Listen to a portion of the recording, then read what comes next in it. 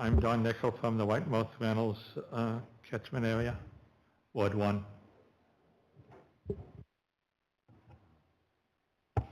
I'm Russ Reed, trustee from Lac du Bonnet. I'm Diane Rowland, trustee for Ward 3, Dugald in Springfield.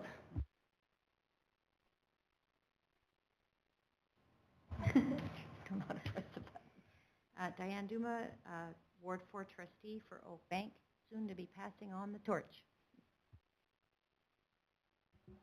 Karen Inslee, Ward 4, Oak Bank trustee. Art Berry, Ward 5, I believe it's 5, trustee for Bossier, sir, and it's my last meeting, so someone else will be here next time. They'll do a great job. Lars Spielberg, assistant superintendent. Jody Feason, secretary treasurer. And I'm Kathy, the superintendent. And I'm Stacy. I'm executive assistant to Jody and the board. So we have some public with us here tonight, and so I'd like to introduce yourselves, and I'll repeat your names so that people over the million people watching will be able to go ahead and do that. So why don't you just introduce yourselves to us?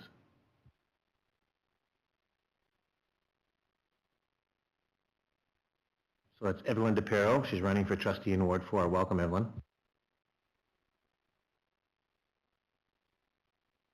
Melissa Rowan. Melissa Rowan. She's also running for trustee in Ward 4. So it's Jason Zipperk, our transportation manager. One person that we don't have here tonight is Trustee Harris. Trustee Harris wasn't able to make it tonight, but that would be the complete complement. So we have 8 trustees, as well as we have another guest in the room, and we'll introduce him shortly as we are doing our audit. And I'll let, when the time comes around, I'll let our secretary treasurer go ahead and introduce him. So I'm going to call our meeting to order at 7:07, and we'd ask that you please stand if you can, because Gillis School is going to sing O Canada.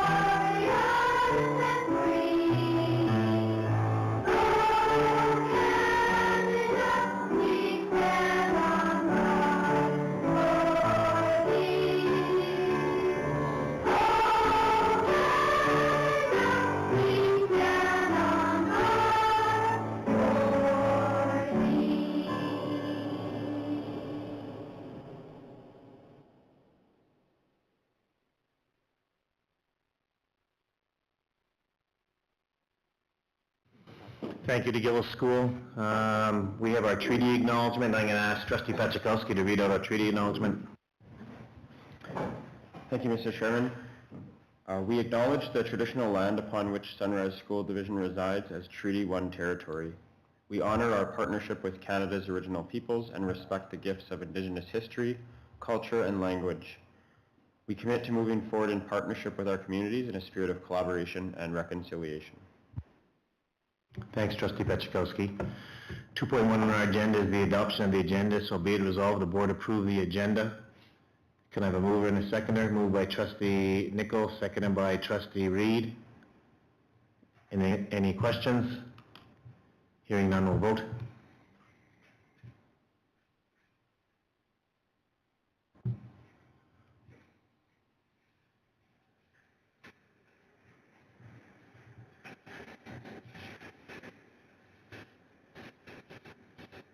Yes, take Robin out, eh?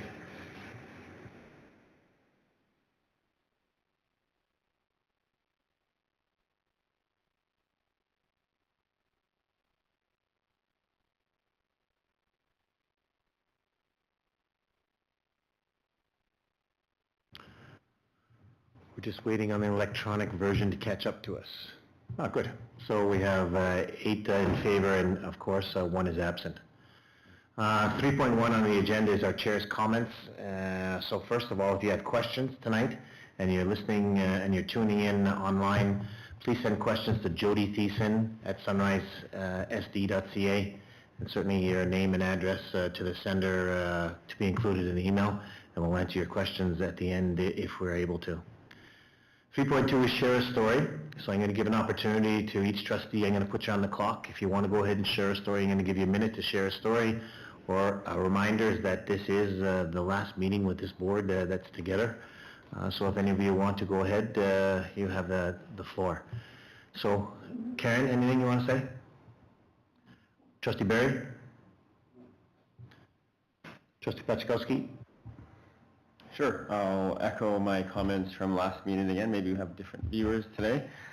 But it's been my pleasure to be sitting here representing the constituents in Ward 4 and constituents throughout the entire division. It's been a pleasure to serve with all the folks at this table and some of our past senior admin as well, and to meet and serve all of our employees throughout the division who I very much appreciate in everything they do to make Sunrise tick. So that's it. Thank you very much. It's been a pleasure, and I look forward to the work this board, some of this board, will continue to do over the next 4 years. Thanks, Trustee Pachkowski. Trustee Nicol? Yeah, I'd just like to share that Whitemouth was able to have their first in-person PAC meeting on Monday for the first time in a few years. And so they started reorganize it, so we'll see what happens, and I'll keep you posted. Trustee Reed, you want to say anything? Trustee Rowland? Thanks, Paul. Just wanted to say that the last 4 years have been really great on this board. I'm super proud of our school division and being part of this team, and just very proud right down to the grassroots in the school of the people working in this division, and I've been very proud to be part of it. And just good luck to all of us running, and thanks for a good time for the last 4 years, everyone. Thank you. Trustee Newman? Again, I'd like to repeat what everyone is saying also, and I also wish the new board well. This is a learning curve that never ends when you become a trustee, and it never ends. It's always something that is around the corner that you'll learn new. So I look forward to seeing the new board and having new faces at the table also. It's quite exciting. And there's only one request I would have before I end tonight, and I would really love to see some pictures on our website of all of our new buildings going up. Some progression, because I looked at the website today and there's nothing on there, so I thought it would be nice to see that. My last request. Thanks. We all did hear that was our last request, right? We all did hear that. I certainly want to say thank you to everyone as well. Thank you to the work that people have gone ahead and put in. Again, when you're a trustee, everyone thinks that you have an easy job. No, you don't. It is a fair bit of work communicating with your public, trying to communicate with your schools, and then certainly coming to meetings and being well informed, and again, sometimes making some tough decisions. So thank you over the last 4 years for the work that people around the table have done. I'm going to come back to Jarrett. As you know, that I'm now on the executive for the MSBA, and I also sit on board chairs calls. So just to give you an update, when I was on a board chairs call with all the chairs across the province, one of the things, and I sent some of these notes out to trustees, 35% of wards are having elections. 55% of wards are being acclaimed, and 17% of wards are vacant. So there's a number of school divisions, we're not one of them, that needs to appoint people because of no one is running. But that's the breakdown roughly, and they think that there's probably about a 40% turnover of trustees across the province. So that's just some information from Manitoba School Boards when they're talking. Lots of things coming up with regard to the department, with the K-12 action plan, an information system that the school divisions are so excited about talking about. They did talk about a reminder that there are 64 new First Nation agencies that school divisions are going to have to go ahead and partner with. That's an awful lot of First Nation, and that's great, but that just means a lot of work for the Larses and the Cathys of the world about how you go ahead and partner with them.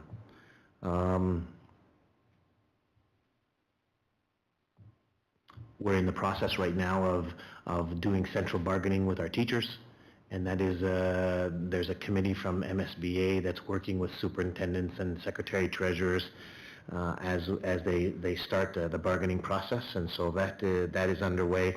So it's quite a busy time, certainly, for everyone. You wanted the floor back very quickly. All right. So I didn't use my whole minute. And I did thank everybody, but I forgot what my job was as a trustee, and it's to highlight some good things that are going on in the school. So I was able and very fortunate to attend a cross-country meet in Birds Hill Park. My son was participating, but it was just nice to see that we had over 500 grade 3, 4, and 5 students from across the division at Birds Hill Park doing a cross-country run on what was, at the time, the chilliest day of the year so far. So well attended, and I will add and tip off my local school here, École Beaujeu for hosting, I believe, and organizing the event. And our staff there, and all the staff there at the division did a fantastic job at organizing what I would like to refer to as organized chaos. So it was a very fun day. I really enjoyed myself, and again, our division just does such a wonderful job at putting these things on. Thank you. Trustee Reed? Jared reminded me now that last week I went to a high school hockey game in Lac Du Bonnet, and I think we should, or I should thank whoever organized the getting the high schools involved in the hockey, because it's been a godsend. I know in Lac Du Bonnet there was going to be no hockey this year for the kids about 14 to 18, and then they managed to tie up with Pinawa, and they've got about 8 Pinawa kids on the team and about 10 or 12 from Lac Du Bonnet, and so they're all playing hockey, which is, to me, that's a real good thing. And it's their first year in the high school league, and they played Powerview, and there were virtually no penalties. There were some goals and a lot of good play. Only problem was Powerview beat Lac Du Bonnet in a shootout, but other than that, it was a successful evening. I think Kathy just said it must be coaching. I must be coaching Russ for that Powerview team, I think, as to what's going on. I think you guys are going to have to hear that for the next six months too, about the high school hockey that's going on in Powerview. Superintendent Timko. I just wanted to give a shout out to 6 of our schools who applied for and got grant money for the French Second Language Revitalization Program. So a combination of $99,500 goes to 6 of the schools who put applications in. École Beaujeu Early Years, École Powerview School, École Dugald School, Springfield Collegiate, Springfield Middle School, and Whitemouth School have put applications in and will be using some of that money to revitalize their French program. So good job. Yeah, great to hear. Anyone else? Okay, so we're going to move on to 4.1, and we have the auditor's presentation to us. So, Jody, I'm going to let you introduce. Yeah, over the last couple of months, or since June 30th, we've been in the process of what we call year-end. The school division has engaged with MNP, and our point of contact is Wayne Lesk from MNP. Over the course of the last several weeks, several months, it's been questions back and forth and reviewing and financial statements being prepared and revised again and reviewed again. So happy to say tonight is when we get to reveal to the public. So I'll pull it up on the screen, and Wayne, I'll let you take it away. Thanks, Jody. All right, we'll get started with the independent auditor's report. I'll read the opinion. In our opinion, the company consolidated financial statements present fairly in all material respects the consolidated financial position of the division as at June 30th, 2022, and the results of its consolidated operations, changes in net debt, and cash flows for the year then ended in accordance with Canadian public sector accounting standards.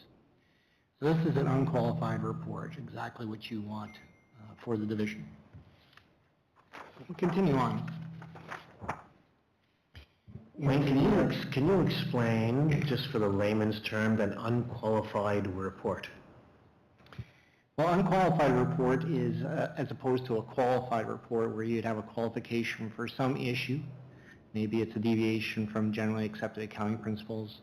Maybe it's a scope limitation. You couldn't get in to take a look at some financial statement line item, something of a negative. So when you say that you have an unqualified audit report, that is something very good. A clean bill of health, if you will. That's the simple language that I was looking for. Thank you.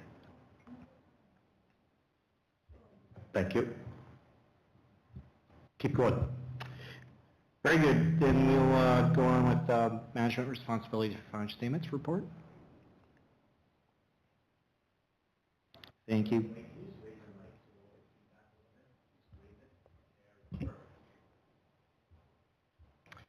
All right.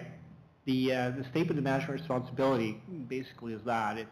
It states what the responsibility for all reporting matters. So that it starts with management themselves. They have the responsibility to draft financial statements and said notes attached to statements. And the Board of Trustees oversee the management and act as a liaison to the auditors and management. And of course the auditors ourselves, we have to opine on said financial statements. Moving on to the consolidated statement of financial position.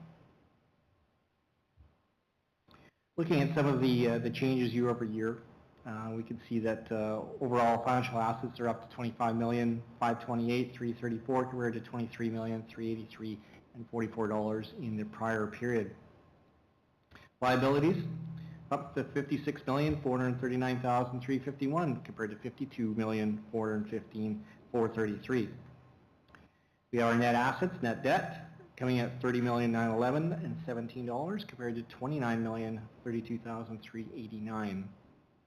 Moving into non-financial assets, primarily the TCA, the tangible capital assets, you can see that they're up to $48 million compared to $45,875,000 in the prior period. Inventories and prepaid expenses remain fairly consistent. Our accumulated surplus on consolidated, that being consolidation of operating fund, capital fund, and our special purpose funds, comes in at $18,054,749 compared to $17,528,874 in the prior year. That's an increase of $525,875 on a consolidated basis, which represents the overall surplus for the school division for the year ending June 30th, 2022. Moving on to the consolidated statement of revenue and expenses and accumulated surplus. We can see overall that our revenue is up to $78 million compared to $74 million in 2021. As well as our expenses are up to $77,722,000 compared to $75,007,000 in 2021. Our current year surplus is $445,000 compared to a deficit of $275,810 in 2021. This year we had a recovery of sick leave expense of $80,075 as opposed to an expense of $104,350 in 2021. That left us with a net current year surplus of $525,875 as compared to a deficit of $380,160 in 2021. Add that to our opening accumulated surplus on a consolidated basis of $17,528,874. We have closing accumulated surplus on a consolidated basis of $18,258,874. $54,749.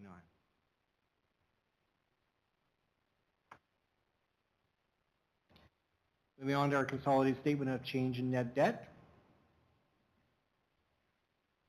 We can see it begins with current year surplus, adjustments for tangible capital assets, acquisitions and depreciation, adjustments in inventory and prepaid. And we can see we have an increase in our net debt of $1,878,628. Add that to our opening net debt of $29,032,389. We get closing net debt of $30,911,17.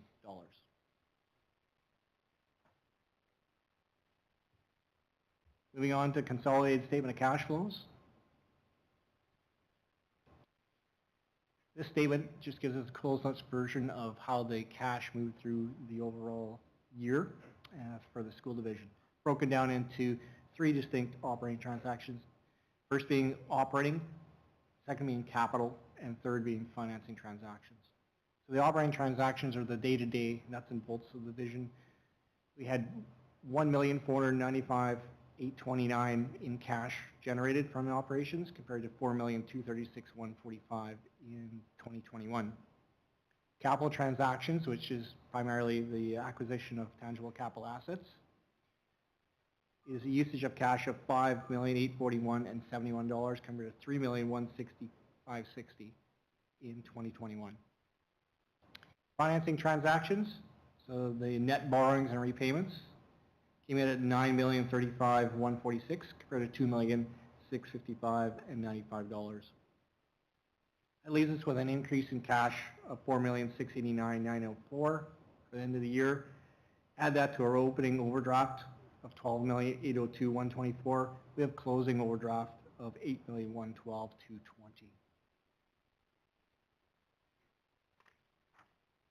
Flipping the page, we get into the notes of the consolidated financial statements. That being the nature of the organization, economic dependence, and significant accounting policies of the organization. And they have not changed, so we will move to page number 9. Get to note 3 in particular, which is note disclosure and overdraft. So note 3 discloses that the school division has an overdraft position available to it of $27,500,000. And interest paid is repayable on demand at prime less 0.75%. As at June 30th, 2022, the prime rate was 2.95%. Note 4 gets into employee benefits, future benefits rather, and particularly it's the defined contribution plan that's provided to administrative employees. There's further disclosure in the note that this year's division contribution is $562,961 compared to $841,238 in the year 2021. Moving on to page 10, note 5, deferred revenue. As a disclosure of the various types of deferred revenue that is on the balance sheet. As our opening balance sheet number was $1,286,135, and our closing balance was $683,649. The main change between those 2 years, the education property tax credit and timing of receipts. Note 6, we move into the school generated funds liability. So these are the funds that are held in trust by the school division. That balance is $31,588 at the end of the year compared to $37,241 in 2021. Note 7 is a further disclosure on debenture debt.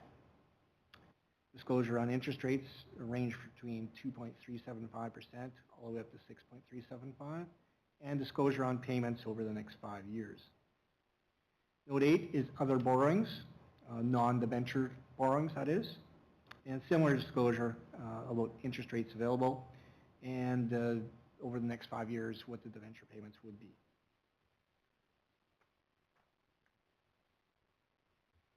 Note 9, disclosure on net tangible capital assets, and the fact that the full disclosure is on page 23 of the audited financial statements in the frame statement. Note 10, disclosure on accumulated surplus, as this statement itself is at a consolidated level and consolidating 3 different funds, that being the operating fund, capital fund, and special purpose fund, with a total accumulated surplus of $18,054,749, broken down between the operating fund at $1,597,313, capital fund at $15,927,144, and special purpose fund coming in at $530,292. Note 11 is disclosure on municipal government property tax levy and the related receivable. We can see total revenues this year coming at $33,298,837 compared to $31,961,579 in the prior year. This year's receivable at year end is $19,830,369 compared to $18,830 and $18. Interest received and paid, note 12. This is broken down into the two funds that are implemented. Operating fund and capital fund, you can see the total being $1,372,863. The operating fund coming in at $179,523, and the capital fund coming in at $1,158,482, and other interest at $34,858 within said capital fund. And no disclosure that there's an accrual of interest on the debenture debt at $383,730 this year compared to $427,718. An offsetting receivable for the same amount from the province of Manitoba. Note 13 gets into expenses by object. This is a requirement by PSAB accounting. As opposed to the frame financial statements that are set up and disclosed in functions, this note will break down the expenses according to object, such as salaries, payroll tax, bad debts, etc. So we can see the total coming in for 2022, which will match your total expenses for your frame at $77,722,453 compared to last year's numbers of $75,007,618.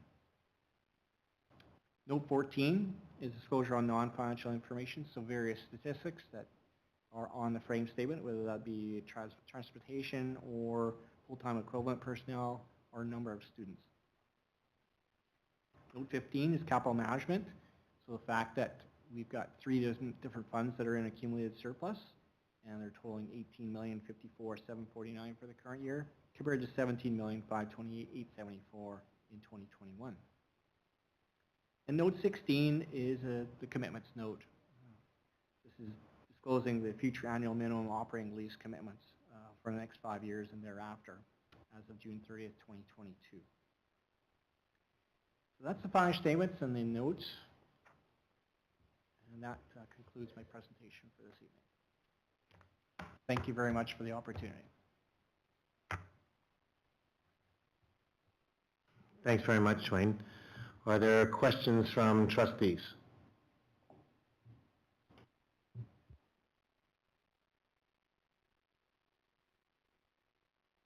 Okay, hearing none. Pardon me? No. I think that they...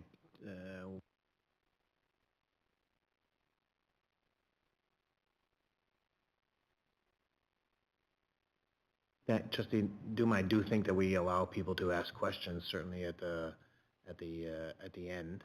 I don't know if we've allowed people to go ahead and ask questions now. I'm looking for board guidance. Have we done that before? I don't think so.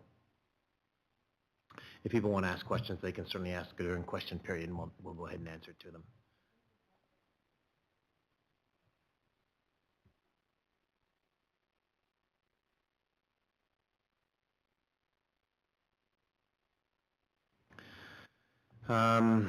So we now need to make a motion to receive the audit.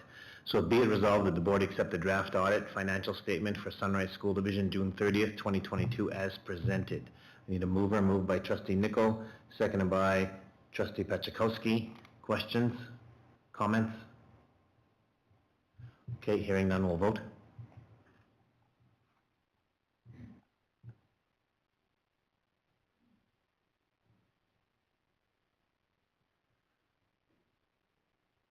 And it passed 8.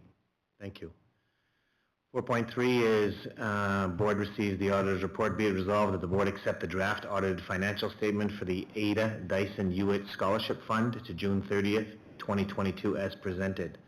Moved by Trustee Nicol, seconded by Trustee Rowland. Questions? Comments? Hearing none, we'll vote.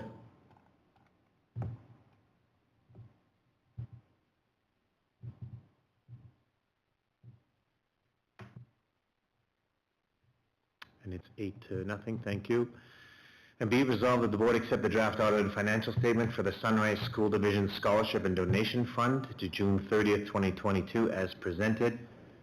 Motion by trustee Nicol, second by trustee Pachakowski. Comments? Hearing none, we'll vote.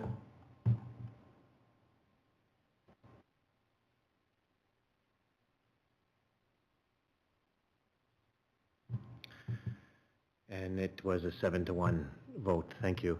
So Wayne, thanks very much certainly for doing that. The comments about certainly that we had a, I guess, clean bill of health was something that we were looking for, and thanks for sharing that on behalf of the company. Appreciate it. Thank you very much for the opportunity once again to present your financial statements and your audit findings report today. Thank you. We're going to move on to our minutes of October the 4th. Be it resolved that... Oh, sorry. Oops. Oops. Sorry about that, Jason. Why don't you go ahead and introduce Jason? Sorry. So you will see wheeling over to the microphone Mr. Jason Ziprick, who is our transportation manager, and he will be speaking to you from an operational standpoint and giving you some highlights and updates from the transportation department.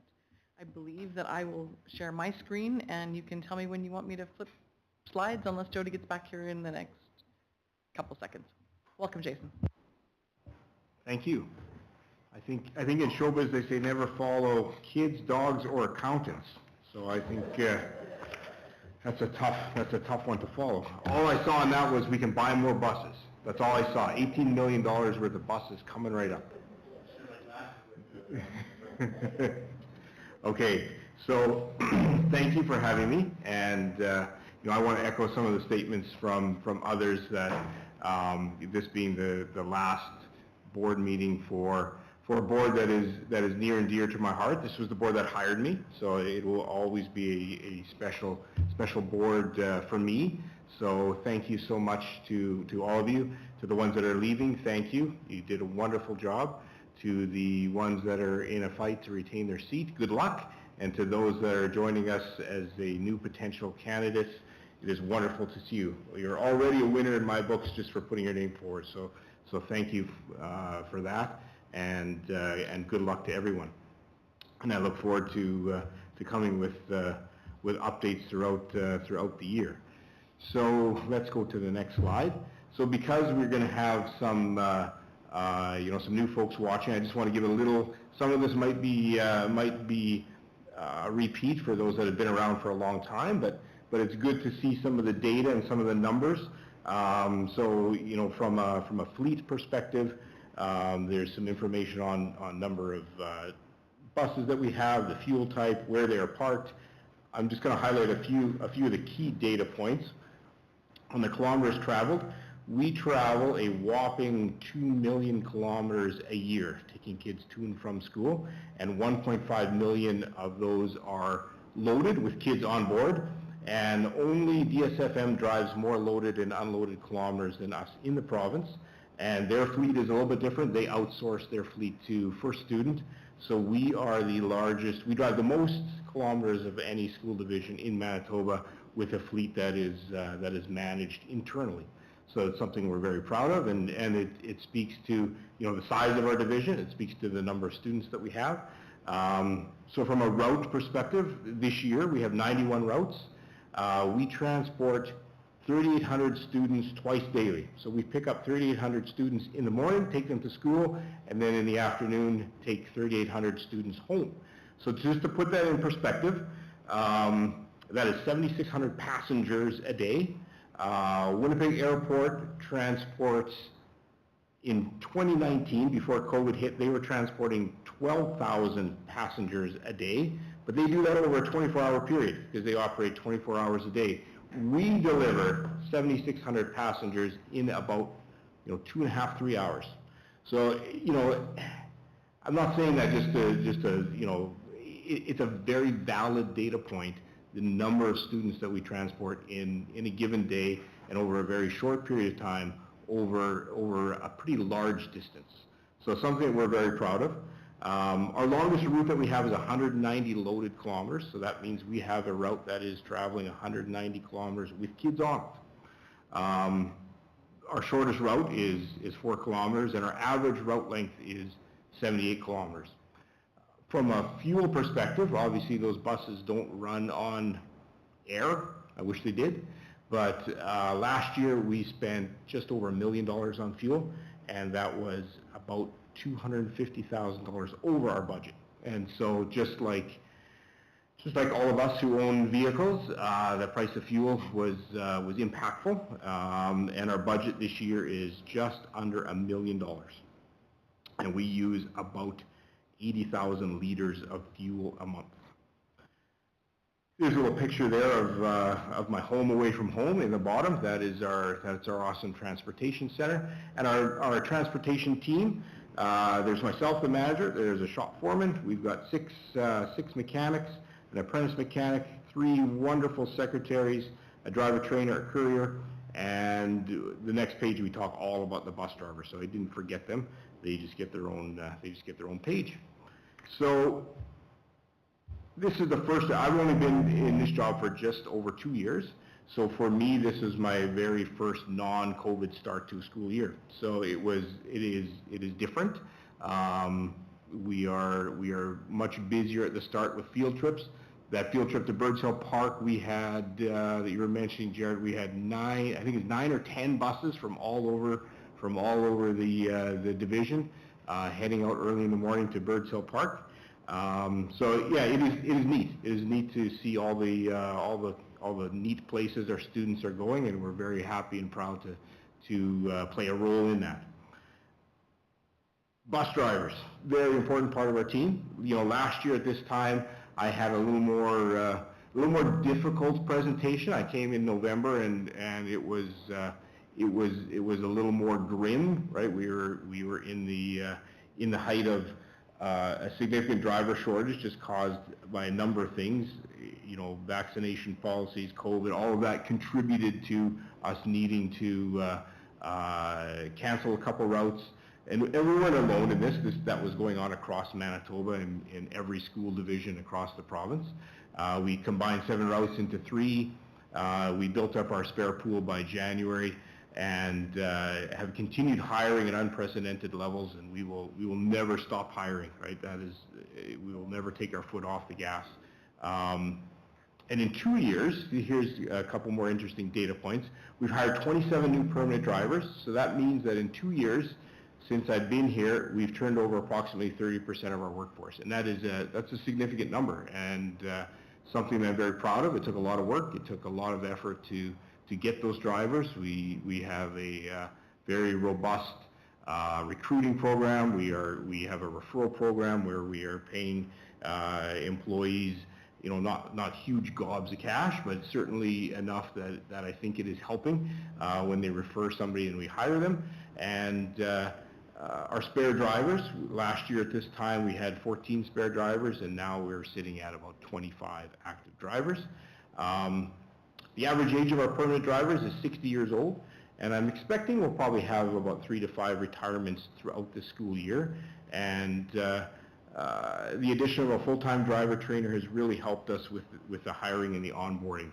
We could not have done it with the old model of not having somebody dedicated to that process. So before I move off of this people slide and go on to things like bus routes and bus driver or buses, you know, I have to talk about the quality of our team, right? There is a saying that goes on, you're going to win with the quality of your team, and I think we are winning. Our customer satisfaction rate from a survey that we took from parents in 2021 had a 90% customer satisfaction rate, so that is something that, again, that I'm very proud of. We're not going to sit on our laurels and rest on that. We're looking at ways to improve, ways to hear from our parents. But again, I could not do it without my incredible team, right from the office staff, mechanics, the secretaries, and the bus drivers. They are a very, very good team. So thank you to them. I know some of them are probably watching, So thanks to my awesome team. Now on to things that are still important, our actual bus routes. So the process of establishing our routes for the year, in the perfect world, we would have everything all settled by June 30th. We'd have all the registrations in, we'd have all the applications in, and spend the summer building the absolute perfect routes. Unfortunately, we don't have that luxury of having all that information in. So during the summer, we do our absolute best with what we have, and then usually by the last 2 weeks in August, when the schools get back in, all of our routes come. We kind of have to start over again lots of times when we see a lot of registrations come in, and they come in even during September. So we scramble in August to put our routes together. We have to get the information to our bus drivers so they can call parents and establish the pickup times. And then in September we have to adjust because we're still getting kids added to routes all the way for largely the entire month of September. So this year we had some very, very full buses at the start of September. We had some rides that were too long, right, approaching well over an hour. So we adjust, and by the end of September, beginning of October, we had to add a route in the Beausejour area, and just because our buses were too full and we had some routes that were too long. So we did that in the Beausejour area. We had to add a route. And in the Oakbank and NOLA area, just effective today, we had to do some working of routes to move some kids off of some routes and shift them onto others. And happy to say that we shouldn't have any more routes that are over an hour. We have some that are approaching it, but nothing over an hour. And if we do discover some or things change and that's the situation, and we will react. Right, we will react with the tools that we have and with all the resources that we have available to us. For the first time in 2 years, we are able to accept requests for non-eligible students, and what that means is we have an eligibility rule for our transportation families. Is that if you live within the designated walk zone of the schools, you are not eligible for transportation. We do allow families to put in applications if they would like busing. We don't look at those until the end of September. As I said before, we're very busy getting all the eligible students on the bus routes. And so at the end of September, we pull out those applications, and where space is available on the buses, we will seat those non-eligible students. And this year we had 44 students request busing who were in walk zones, and we're able to accept 22, with the majority accepted from the Gillis area. And unfortunately, within Oakbank, our buses were just too full to add non-eligible students to those. So you know, I think we've done a very good job of accommodating what we can with the resources that we have available, and you know, there might be some more adjustments as we continue to route throughout the school year. Propane buses. So this year we ordered, our bus order was 4 propane buses, and that is new for us. That is a new fuel type that we are going down that path. As I talked earlier or last school year when we came to the board for approval for purchasing the propane buses, it's a proven fuel type for buses across Manitoba. We are probably one of the last school divisions to implement propane buses. So I'm very excited about this. The buses just got off the assembly line in Georgia last week, and they'll be driven here. Should be here by the end of October. Then they have to go through a final inspection, get the cameras installed at Fairway Specialty Vehicles in Steinbach, and we should have them here, I'm hoping, by the end of November, and that's when our tank should be all ready and full, and we have some training and certification to do for the drivers that are going to be driving those propane buses. So we're very excited to see how they perform in winter, and looking forward to see the very significant cost savings in fuel. That is one of the main driving factors of moving to propane is clean fuel, but also much cheaper. So on to my last slide here. Looking ahead, I'm gonna plant some seeds here on where we are from a bus purchase perspective.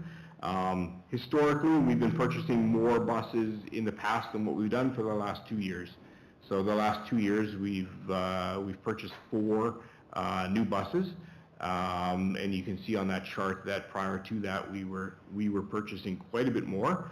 For a fleet of our size, the refresh rate should be around 6 to 8 new buses every year. So I'm looking forward to having a discussion with Jody on how do we get back to that? What do we need to do? How do we make that happen? And if it's, you know, if it takes us a couple years to get there, I'm fine, right? We'll work out the roadmap and say this is where we need to go, and this is our plan to get there. And just some numbers there on you know, how old our fleet is. You know, 38% of our fleet is over 10 years old, 33 is over 12 years old, and we have 9% of our fleet is over 15 years old. And some studies have shown that and you know, it's pretty obvious that after about 12 years of bus life, you start to spend significantly more on maintenance and repairs, and that also doesn't take into account the roads that we drive on. I have no scientific proof or no data to back it up other than seeing the toll that the roads last year took on our buses with respect to broken engine mounts, broken airbag. Like, the roads were absolutely terrible. Anybody who drove on gravel roads last year, I think you would realize that it was a challenge, just with the freeze thaw, the amount of snow, the challenges the RMs had in clearing the snow. It was a tough year on our buses, and I would say we probably, you know, again, I'm estimating we may have taken a year of life off our buses just last year, having driven on those roads, keeping in mind that we drove, you know, those 2 million kilometers a year that we drive. The majority of them are gravel roads. There's not a lot of highway in there, so there's not many people that live on highways. So we are hauling our buses over some pretty rough terrain to the tune of 2 million kilometers of that year. So when these studies say that, you know, a bus starts to cost more after 12 years, that might be 12 years of driving on roads in California and Texas. It's not driving on our roads in Manitoba. So that's just a challenge that we have. So looking forward to working through those challenges and coming here in probably January-ish with a plan for what our bus purchase will look like next year. So thank you. Again, thank you to the board. Thank you to everyone who's going to be leaving us. Sad to see you go, and looking forward to seeing the new faces when I'm here next. Thanks, Jason. Are there any questions around the table? Trustee Peczkowski. Thank you very much for the presentation again, Jason. It was a pleasure working with you, as I will be returning. I do have one, I guess, question, sort of comment. So I know you mentioned there's not a science to it, and I do appreciate your, you know, your comment that you don't have data at this time to support sort of the costs, you know, the added maintenance costs for older buses. So I guess what I would do then is challenge you and encourage you to come forward with some data when you do plan to come back to the new board with a plan to purchase, because, you know, in the last 4 years, this board's been done our best to try and make data-informed decisions. So just a simple statement that older buses cost more to maintain, I think isn't necessarily out of the question, but I think if you come back with some hard data to show that, I think any case would be a lot stronger to make purchases at that point. Thank you. Appreciate it. Yeah, absolutely. Right. So that's going to be my task with Jody is you know, framing that up in a way that will have a plan that will say this is where we currently are. This is where you know, given our current run rate, this is where we're going to be, and this is what we're going to do based on that data to fill that gap if we have a gap. and build our plan around that. So yeah, for sure. I think it's certainly very achievable. Trustee Inslee? Thanks, Jason. Just a couple of questions on the propane buses. The first question, which routes have you decided which routes they're going to be on? And will there be dedicated mechanics to work on them, or are you going to train them across the board? So yes, I have decided which routes just last week, just when we finally got our capacity numbers down. So I do, pardon me? I don't really know if I say a number what that's going to mean. So, you know, at this point I have on my list of paper on my desk where those will go, and we have to get lined up because those bus drivers will need to be certified on filling that tank. There is a certification and training process that has to happen, along with all of our mechanics will be trained on how to do that, along with some spare drivers. So yeah, I think I have a pretty good idea where they're going to go. We had 2 mechanics that went for training to Fairway Ford in Steinbach on, you know, some familiarization training on the propane buses. They are not massively different. The engine is really a gas engine. It's a Ford engine. It's the fuel system that is different. Obviously, these buses come with a pretty good warranty. So, you know, most of the mechanical work that we're going to be doing in the first few years of that bus will be done under warranty, and we won't do it. But like changing a tire on a propane bus is no different than changing a tire on a regular bus. So we'll have our full slate of mechanics will be available to do things like that. And I think we'll look at you know, we'll be the most efficient when we have all of our team available to do that. It is only 4 buses, and I'm hoping that we won't have to do a whole lot of repair and maintenance on brand new buses, apart from things like changing tires if they're flat and looking at brakes and things, which is all the same as the buses that we have now. Thanks, Jason. Trustee Duma? So just from looking at your numbers up there, that means that 20% of our buses are under 10 years old, right? Okay. Just a question about how many buses are taken off the road at any time for repairs during, I don't know, how do you measure it, by week, by days? So we have to safety our buses every 6 months. And so every 6 months our fleet has to be safetied. So in order to, obviously we can't do the entire fleet all at once, so we have a program where every week we are doing X amount of safeties. So it probably would be, and this is why we need spare buses, is we have to take, you know, 10-ish, 8 to 10 buses off the road. And some safeties take longer, right? So it's not a baked-in hard schedule. We have our plan to bring the buses in for a safety, and if they take longer than, you know, the 3 to 4 days usual, then obviously we can't bring another bus in because we only have so many mechanics and so many bays to work on buses. So, you know, we would probably have, on average, you know, 7-ish buses in for safeties, and then we have all the other kind of repairs that just happen, right? Oh, I blew a tire, my windshield washer isn't working, my windshield is broken. Those kind of things will come in as they happen, and then obviously cold weather impacts us as well. So as weather gets colder and things like that, you have issues with batteries and hydraulics on wheelchair buses. Things like that will drive more repairs in during the winter months. Just an additional question. So you would say that our bus garage is pretty busy, kept busy Monday to Friday with all those buses coming in for repairs or the maintenance or the safety checks? Absolutely. Our bays are full every single day. Anyone else? And there's oil changes and grease jobs and all that kind of preventive maintenance that we have to do as well, in addition to the safeties. Trustee Barry? Yeah, thanks, Jason. Very informative presentation. We talked earlier about, you brought up the wheelchair buses. Roughly, do you know how many buses of ours have wheelchair accessibility on them? Right now, we have I just want to make sure I give the right numbers. We have 2 in Beausejour area, 2 in the Oakbank area, and then we have 2 spares.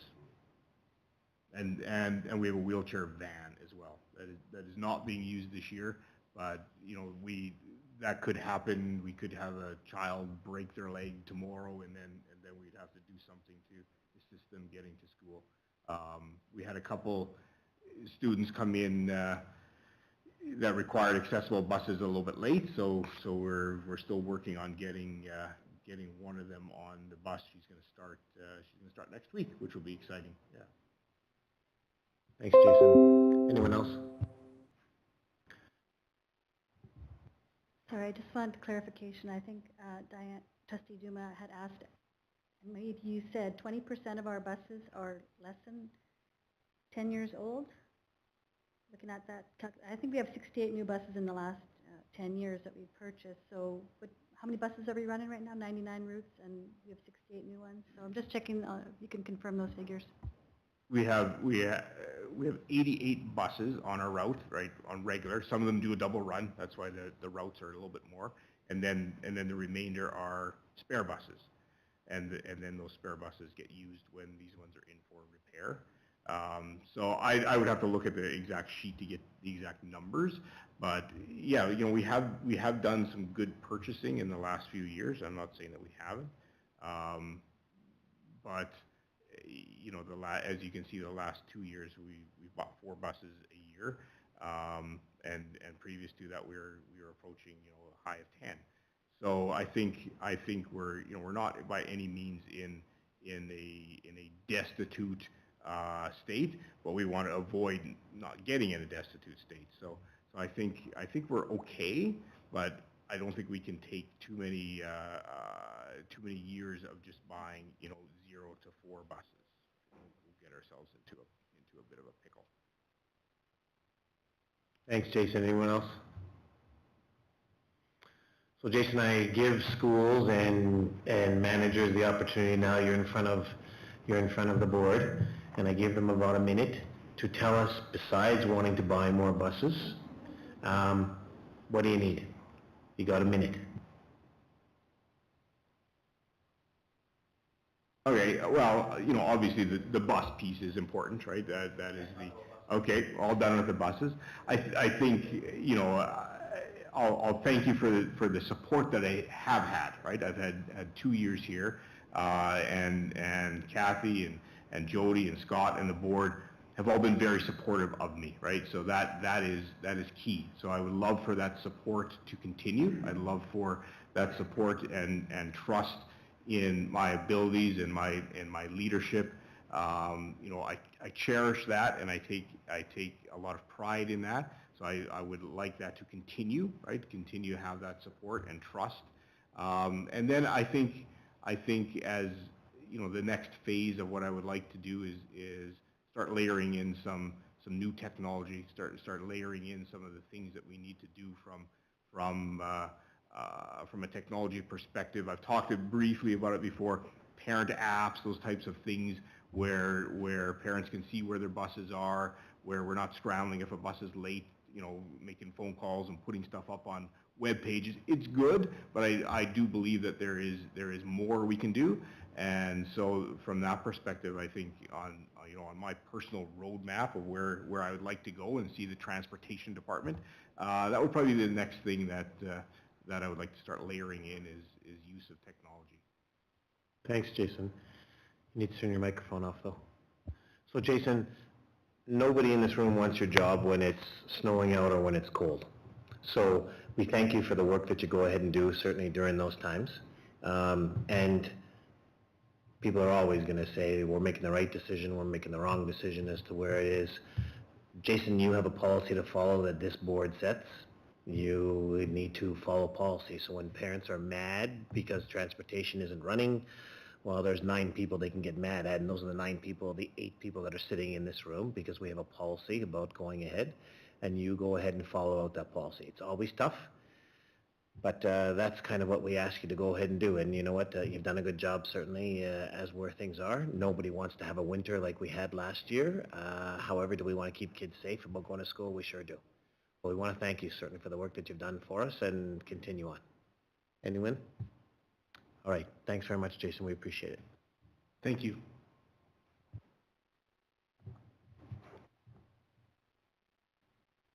We now have minutes of our October 4th meeting, so be it resolved the board adopt the October 4th board meeting minutes.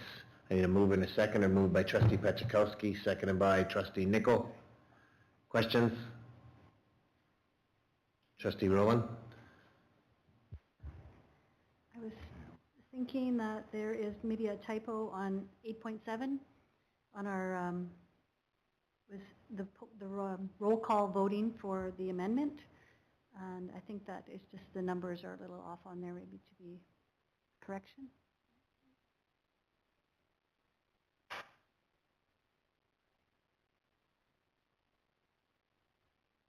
Thank you.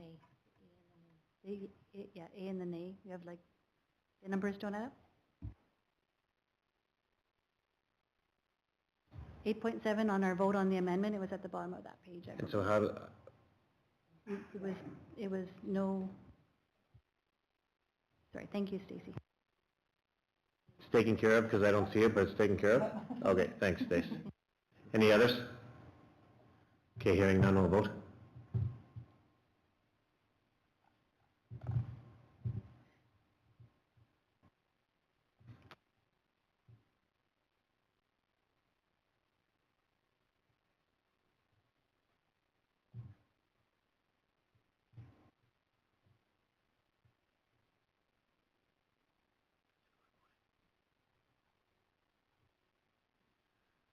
So it passed 6-2. Thank you.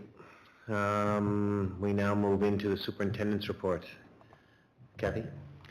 Awesome. So you have the report there. I want to highlight a couple of pieces on the report. We talked a little bit about the cross country and the hockey, but we also have volleyball seasons and cheerleading seasons that are well on the go. And I want to give a shout out to the intramurals. So we have a lot of really fun intramurals happening in schools. So those might not necessarily be the kids that are heading out and competing against other schools, but are still being active and being athletic in their own buildings. And it's great to see, get a chance to go check them out at the lunch hours. But thanks again to all the coaches and supervisors who are spending their own time helping kids be active. I also wanted to just do a quick highlight, and it baffles me. I think that as I get older, I should be better at not being surprised at how quickly time passes, but report card season is like right around the corner for kids. And teachers are always really working hard to connect with all of their families, but just that shout out and that encouragement for parents to also reach out to the teacher and just do that check-in and say, hey, how's it going? Report cards are coming and you should have had some really good communication with your child's teacher already. So don't hesitate and don't be afraid to say, hey, how's it going with the teachers that your children might have. Reminder that we have some parent councils is another way to get active and get involved. We have a report coming up. Most importantly, I wanted to give a large shout out to the 9 people in this room. You've been working hard over the past 4 years, and you signed up for a gig that didn't have a pandemic in the middle of it, and yet you came to the table and you helped navigate that as well.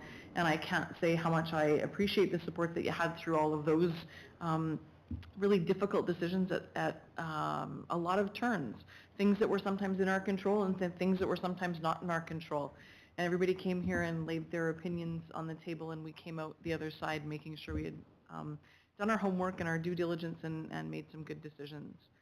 I do believe that everybody in the room has done a great job of supporting families and students and people in our communities, and I am very grateful, as I think I can speak for everybody here, for the 4 years of service that you each have put in. And we have some folks that will be back, and we have some folks that are working on being back, and we have some that are saying, my turn is over. So just thank you to all 9 of you for the hard work you've done over the last 4 years.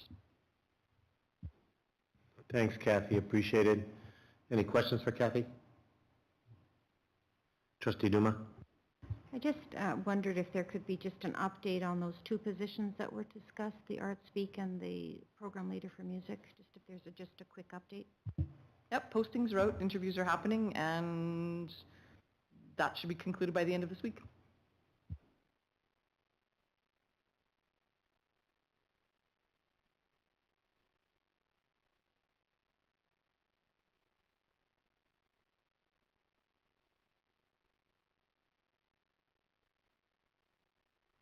So we have a draft reporting schedule. It's been revised. Do you want to highlight on it? But it's there for information, Kathy. Is there anything new that we need to know about it?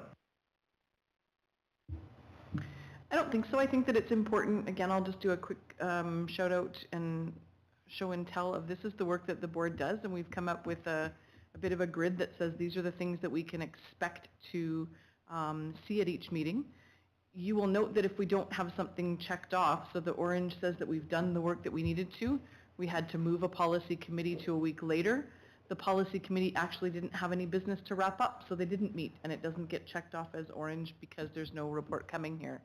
So this is kind of the guiding post that keeps this board on track with the information that is coming, forward, hearing from transportation and seeing who's up next for their presentations. Questions for anybody on the draft schedule? Okay, hearing none, we're going to move on to the Secretary Treasurer's report. Jody? Yeah, just to give the board an update on what's been going on with all the operational departments. Quick highlight with transportation, there was 3 new drivers. They passed their driver's test and now part of the transportation team. The bus evacuation drills for all students are underway, and the goal is to complete them by the end of October.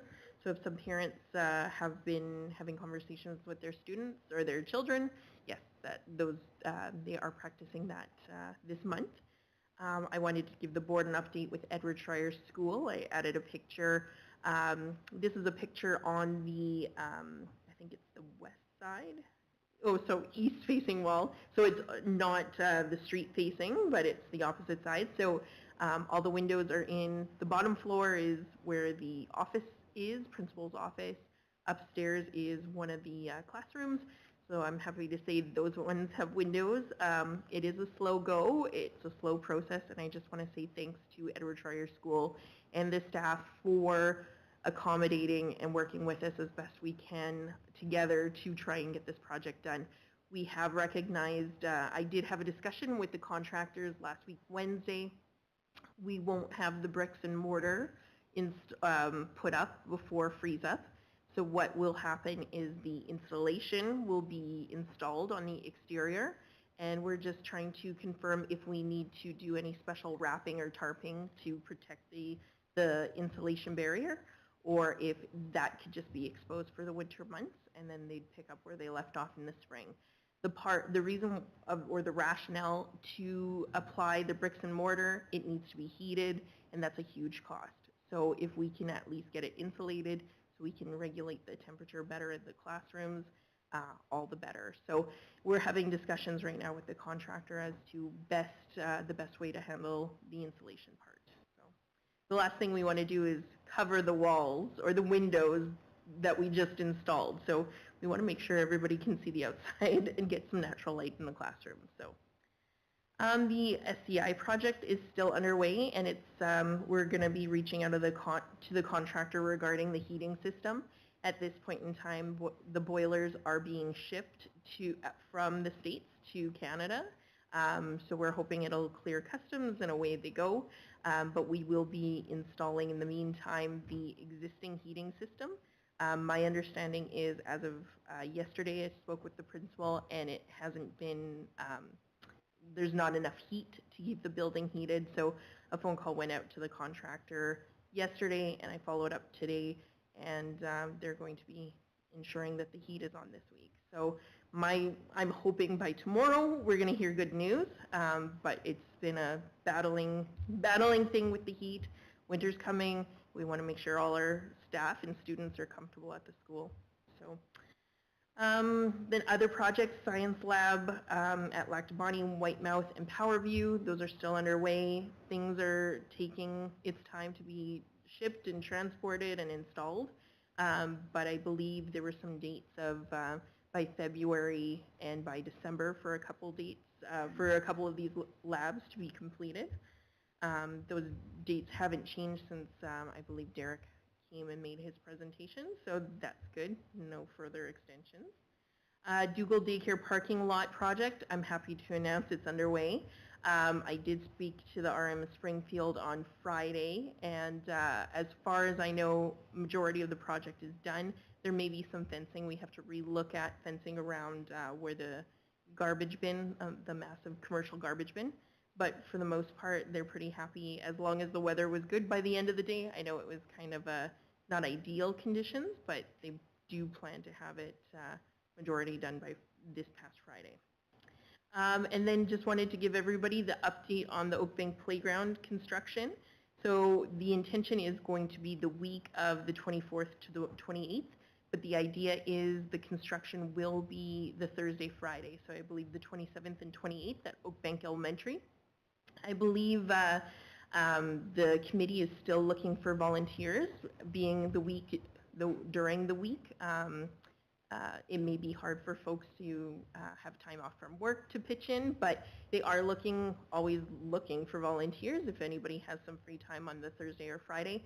I believe if you want, contact myself.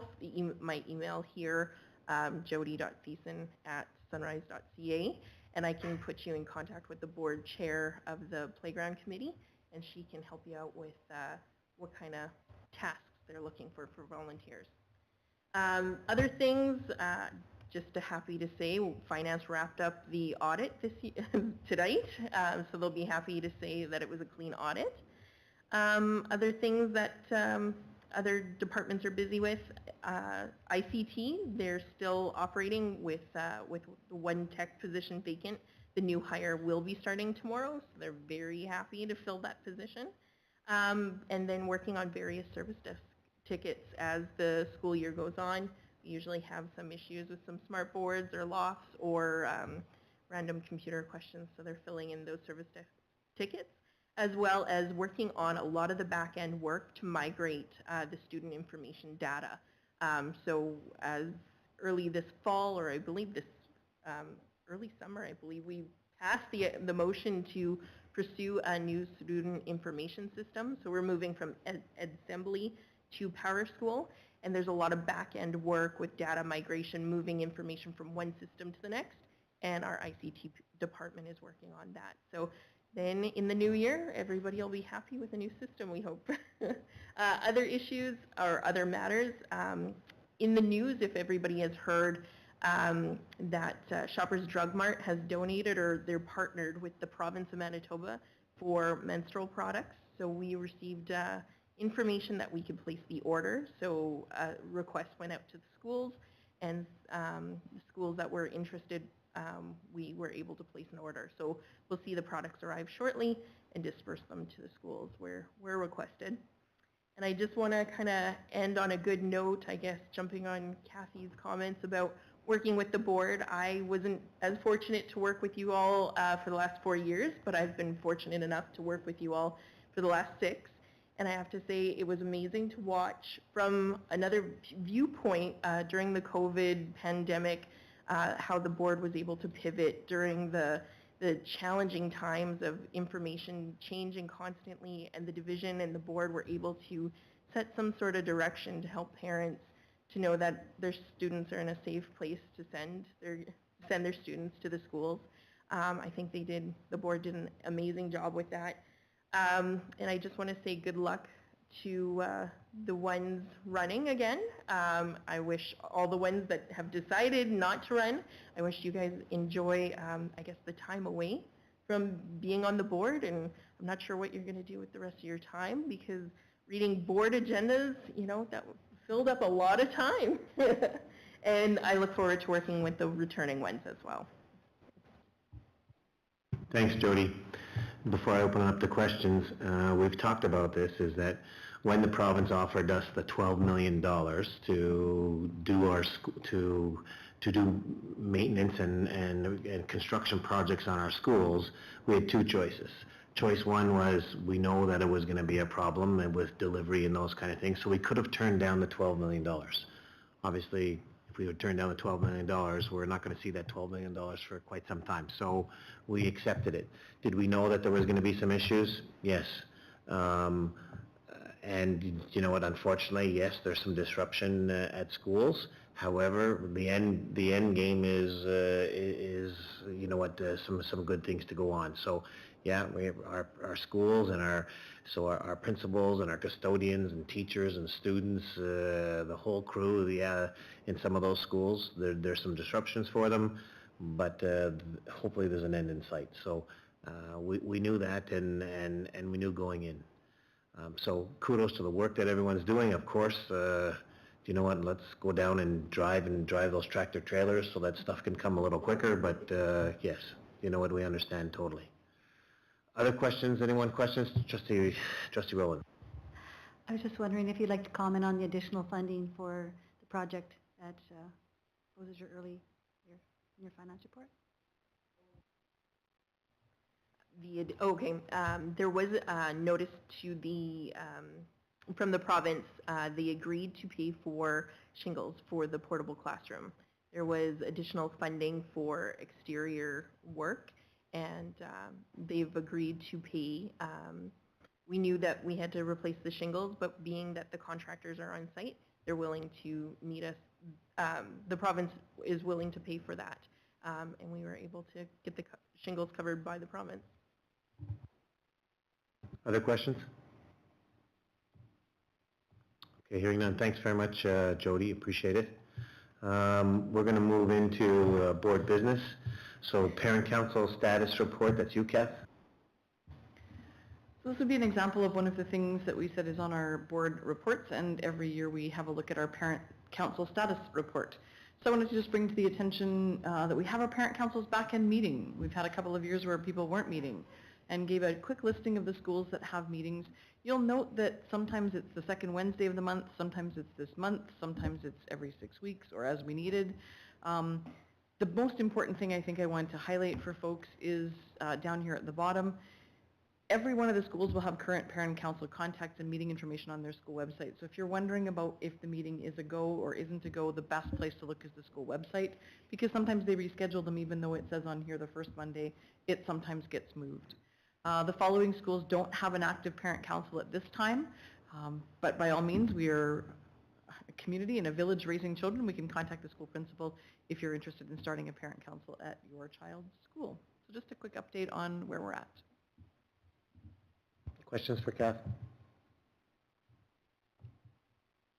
So Kath, certainly at the end of the day, this board has talked about that we want to involve parents as much as possible. One way is certainly doing it through PACs. Obviously, some of those schools that don't have it, so whatever support that we can give and you can give to those schools to get parent councils up and running, we'd really like to see that. So, and I know that we've talked about this, Kath, and that's something we'd like to get to. It seems like we're coming out of, we've come out of COVID and things have opened up, so hopefully that can happen in those schools. Thanks for that. 8.2, Trustee Duma. Do we still have the email account set up for the parents in Sunrise School Division? So we do, and we just had a conversation about having our schools use the Sunrise email address as opposed to a personal one.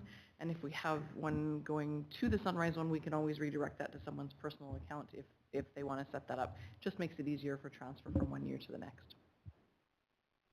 Yes, I'm just wondering if those look like they're starting to be used, if there's some way that anything that comes off the board table that we could make use of their emails for distributing the community report, or just something that to let them know that we're thinking about them.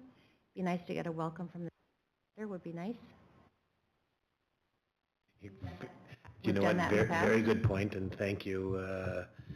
And you know what, yes, it is a good idea, something I need to be reminded of every once in a while, so yes, thank you for doing that. It's a good idea. I'll get it done. We'll get it done as a team. 8.2, mapping and pacing sequencing. This is you, Kath? Yes, sir. One of the educational initiatives that we are proud to have been part of for 8 years, and I won't take you through all of the bullets, but for 8 years we've been working with the Manitoba Rural Learning Consortium on a numeracy achievement project. So Trustee Rowland well noted, the acronyms may kill people, so I will say them out loud and we'll try to underline them in this way so that they make sense. It is a project that looks at the way in which we teach mathematics by sequencing and pacing the way where we start, how often we reach back and go through the 7 or 8 essential outcomes. And we've been doing that with all of our grade 6 and 9 classrooms for 8 years. We're expanding that out to the grade 7 and 8 classrooms, and have been having some really astounding results. I think at some of the MSBA conferences, we've had other divisions talk about this project. So we've been here at the, with that group of people since the inception. They said there are 7 or 8 research-based foundational outcomes at each grade level, and we work with all of our teachers to teach those things in the same order, in a particular order, and for a certain amount of time. The other pieces that I wanted to highlight is that they actually do some reach-back teaching, and they do what we call formative quizzes beginning in February. So once the 7 or 8 foundational outcomes have been taught, we begin to do formative quizzes that start to inform the teachers around, what are the kids not getting? If we've followed the sequencing and pacing, we should be on track, and if we're not on track, the quizzes are designed to say we're not on track in these places and spaces. So they then again have a detailed classroom profile. We've got a tool that we can map all of that data, and they do those quizzes on a 3 to 4 week cycle. They also do a written assessment, a baseline assessment every June for all students in grade 6 to 9 that helps assess every outcome in the curriculum, not just the 7 or 8 that we've identified. And we've been using that divisional data as well as the school data to plan the outcomes and the work that teachers need to do in classrooms. But it is moving children ahead a lot in the mathematics work that they do. Questions? Questions from anyone? So Kath, often we see our schools when they come and present, and if they're talking about mathematics, they talk about these kind of things and the work that they're doing. And often in a number of the schools, we're seeing some success, certainly through data as to how things are going. Alan certainly has been out working with schools. So it is good to see certainly the information that's going, particularly when the schools come back and they're using this kind of language when they're reporting. So kudos. And one other thing. That's a good point. I think when we talk about the schools come here and they talk to us about their school plan, we've encouraged schools to pick the thing that they're struggling with or the thing that gives them the most challenge, and they set that as their school goal, and they focus upon one thing for their school goal. But at the same time, there are other pieces that are layered in that are expectations. And the work in the NAP project for the grade 6, 7, 8, 9 teachers, that's an expectation. That's not a choice. We don't get to choose that. That's something that we all do, and then they get to choose a little bit about what their school goals are. All of the stuff that we do with our educators and our program leaders and divisionally has to do with class profiles, triangulation of data, and then being responsive to what we're seeing. So it's a pretty huge piece to be training all our teachers to do that. Diduma? I wonder if you would mind just giving a tiny 2-minute info on the MRLC Action Research Project. So the Manitoba Rural Learning Consortium is a group that formed because they were finding that being out in rural Manitoba didn't give them the same PD opportunities that they might have, if I can say, in the big city. So we have that perimeteritis that happens, and we all have to travel into Winnipeg to get something. And so they formed a consortium that said, we've got some really strong educators and a lot of expertise out in rural Manitoba. Let's begin using that expertise that we have to help each other learn and grow together. It's interesting because we now have a northern contingent that would like to start a northern consortium. We have folks from Metro who are like, hey, why can't you share the stuff that you're doing out in rural?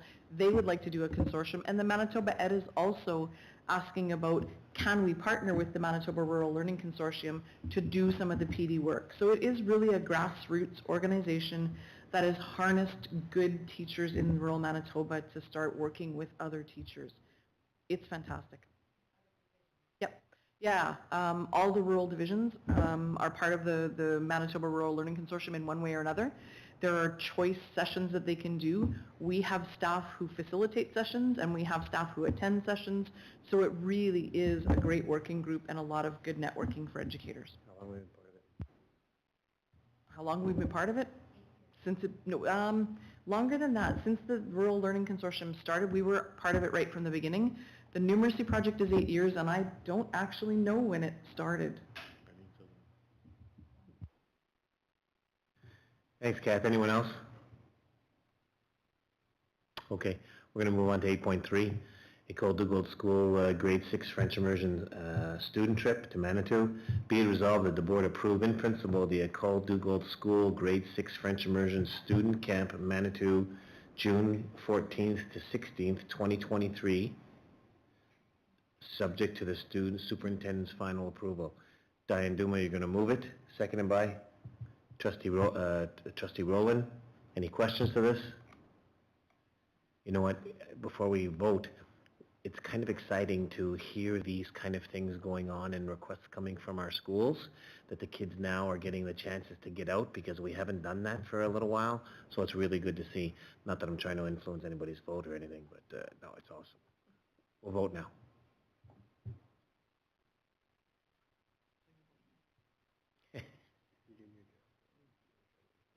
Yeah. Thank you. It went to 8-0. No, but it is really good to see, you know, staff getting together to do that, taking kids out for 3 days. I'm very impressed. 8.4 is a standing item that we have on here about a strategic plan. We have talked about the fact is that we're working off an old one. We do need to work on a new one, and that's something that Kathy and the new board will go ahead and do some work on the new one as we move forward. But it's going to stay on here for information, so that we need to go ahead and work on it. 8.5 is in our Dimley bylaw. We had the first 2 readings last time. We now have looking for a 3rd reading. Be it resolved that the board approve the 3rd reading of the indemnity bylaw, 376-22. We need a mover. Moved by Trustee Nicol, seconded by Trustee Pachakowski. Comments? Okay, hearing none, we'll vote.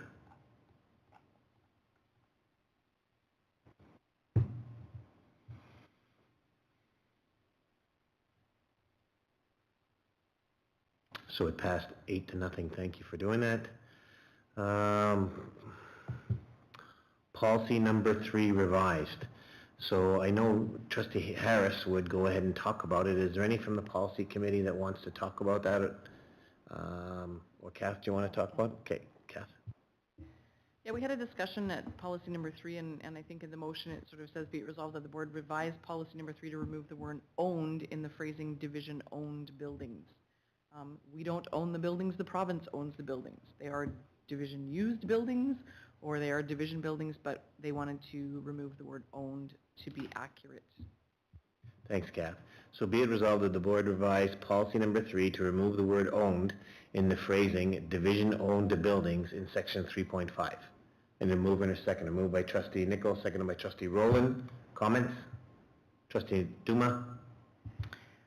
I agree with the reason for changing the wording, but I think there's one piece in here that is kind of left out, and I wondered if it could also include rentals. This is about our accountability, and it's about fiscal responsibility, so the board grants final approval of newly constructed schools and other division buildings, including all rentals. We have in the past made motions about rentals, but it hasn't been for all of the ones that we have. So I just wondered if we could amend that. What's that? Well, we have, or leased, like we have the ICT at the mall in Oak Bank. We have a building here in Beausejour that we're leasing, that we put money into renovation. So I'm just wondering if you could. Where would you see us putting it, Diane? So the board grants final approval of newly constructed schools and other division buildings, including leased or rented buildings. I'm sorry, I'm just not seeing it where I'm looking, so can you tell me I'm what it on is? 3.5 and I'm Yeah. at the last dot, second last dot. The Right? board grants final approval of newly constructed school and division-owned buildings. So Yeah, we're that's what taking we're out amending, right? We owned. took the word owned out, Mm-hmm. or didn't we? Yeah, we're voting on that. What you're looking to do is make an amendment. I just think it could include everything. Okay, and what words are we looking to include again? No, so the motion is, you're making an amendment to the motion? Is that what you're? An amendment to add in and all rented or leased buildings. Yeah, so I don't think that that's a problem for us to go ahead and do that. So go ahead.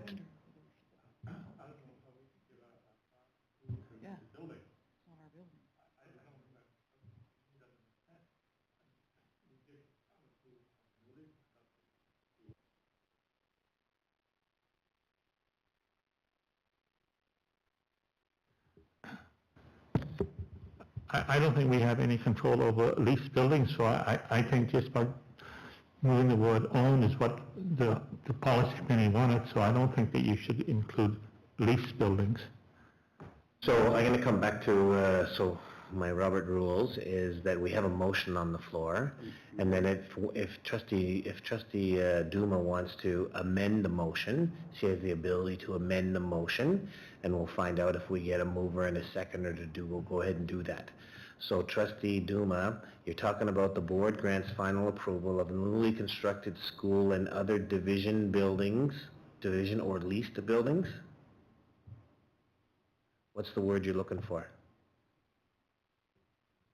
The board grants final approval of newly constructed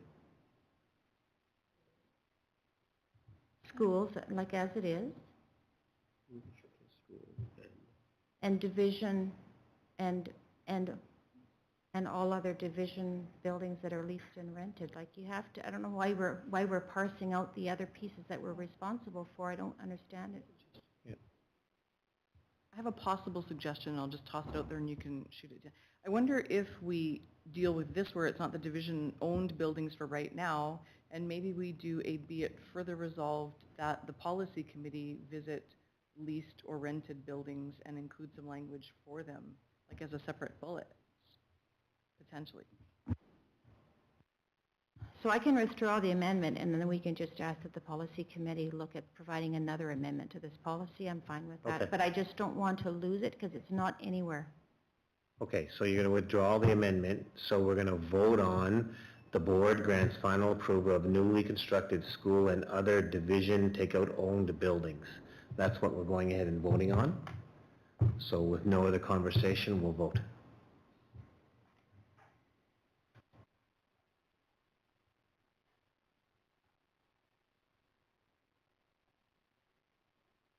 And it passes 8-0, thank you. And Stacy, can you put down that the board is asking the policy committee to take a look at... You just do it through a motion. Yeah, it should be done through motion, I'm sure. Okay. Because we're directing a committee to do something, right? So the motion is going to read... Be it resolved that the board requests the policy committee to look at amending policy 3 to add language for leased or rented buildings. How'd you do on that, Stacy?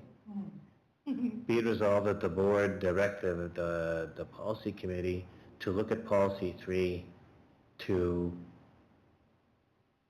Add language. add language for leased or rented spaces. I so move. So moved by Trustee Duma, we need a seconder. Trustee Inslee, we need to vote by hand with this. So we'll go, any discussion to it? Trustee Nickel? Could I have that motion read again?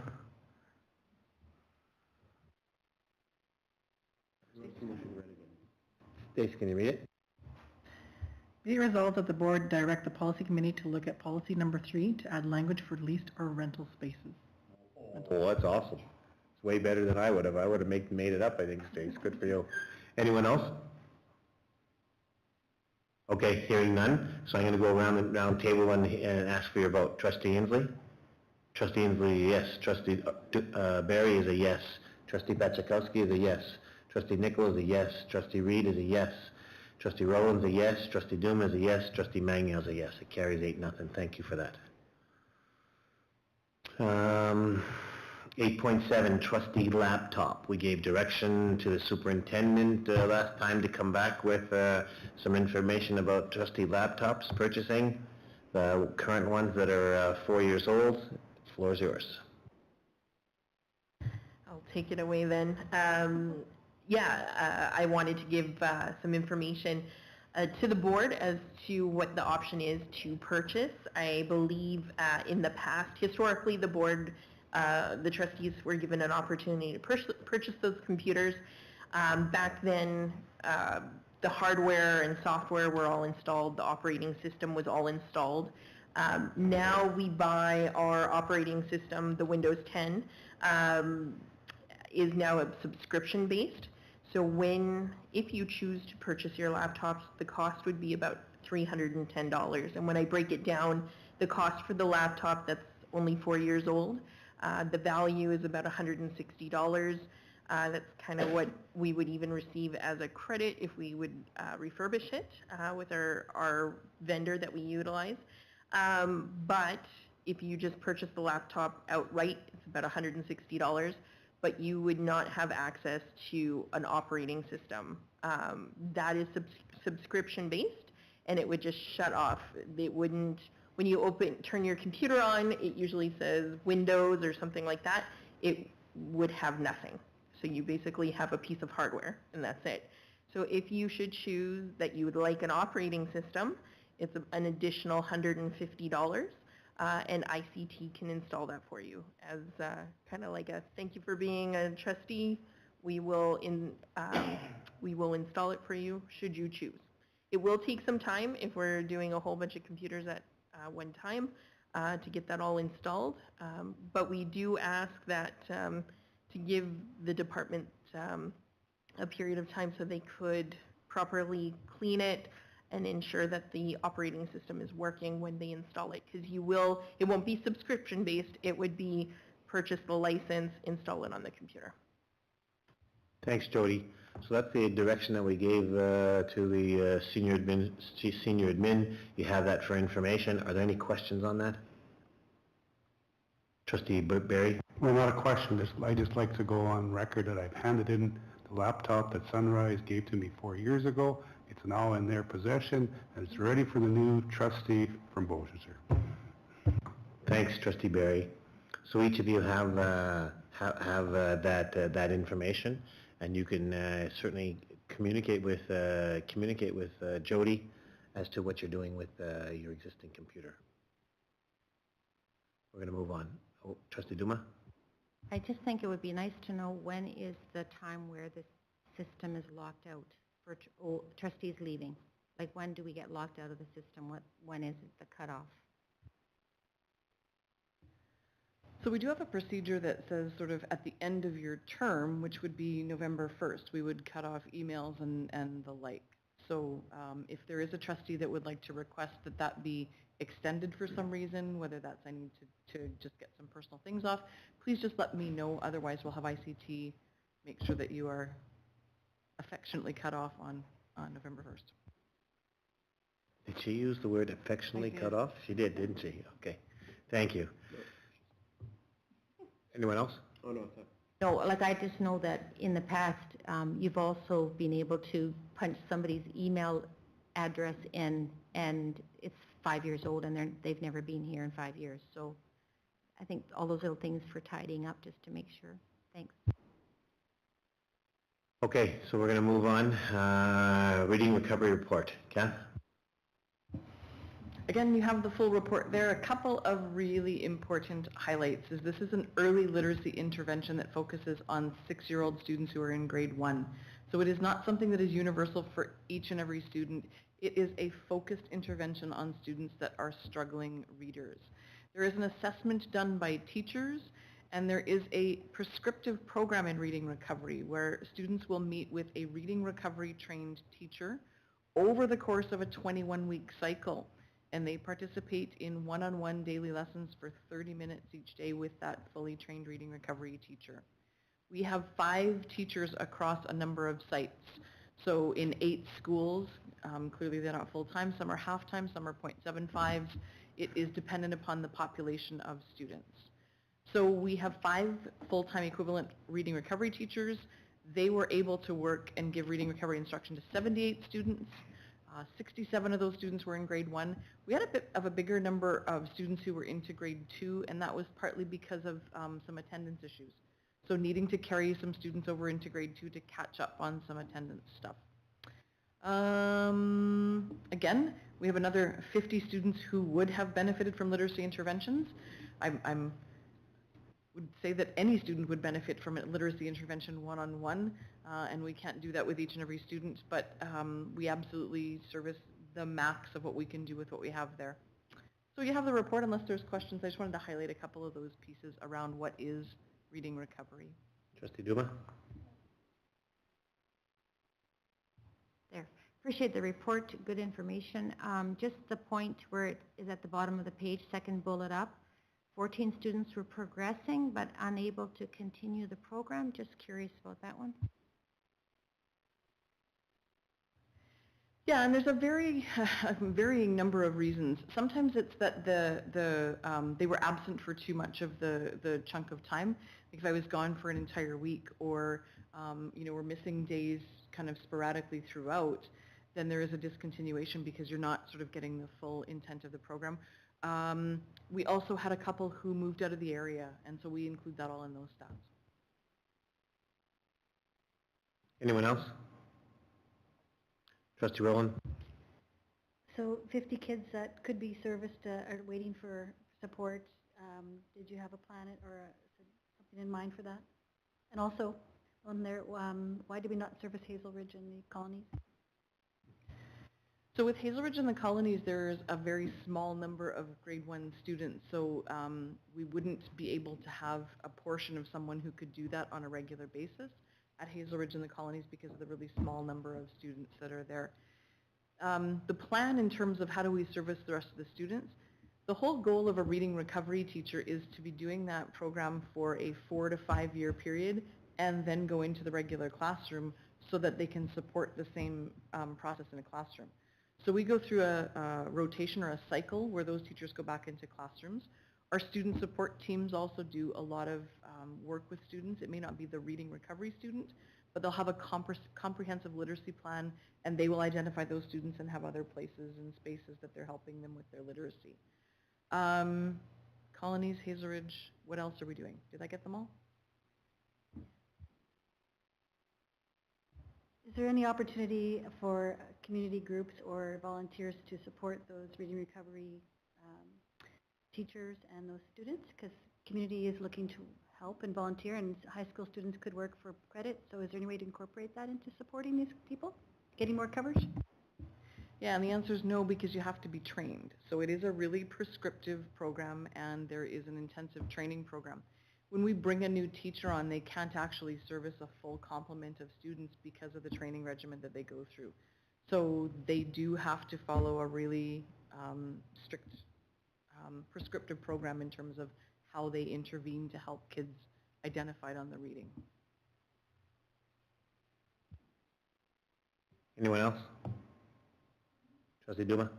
Just an addition here. I know that we also had that letter included in this portion of the agenda, which was the June 20th letter regarding the funding, incremental funding, like that was included in.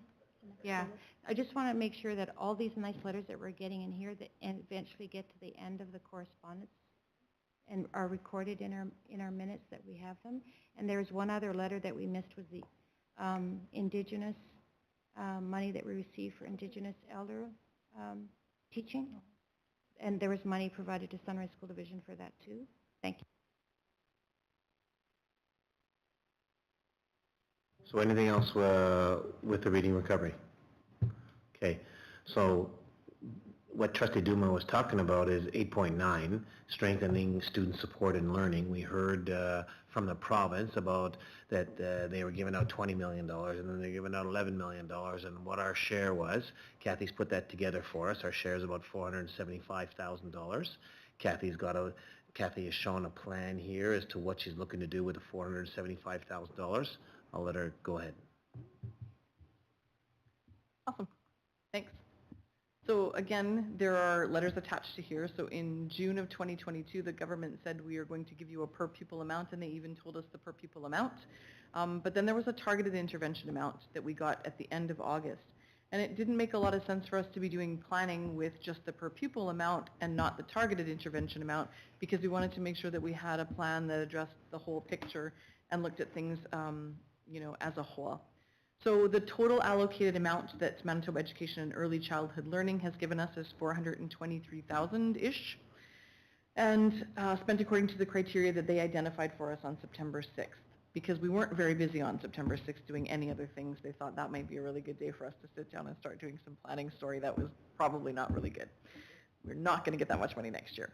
Each division plan has to be submitted to the province by October 30th. So we have finalized and looked at and taken feedback from our principals in our system and have used the money in the following ways. So we've added a 1.0 mental health worker. We are doing some assist training for select staff, and that's a suicide intervention training. We are doing an attendance audit and improvement plan at École Powerview School. You would have heard around this table when we looked at attendance data that what are we doing and how are we looking at that. We've got some plans on the go already. We have a 0.5 additional social worker. We have a 1.0 additional psychologist.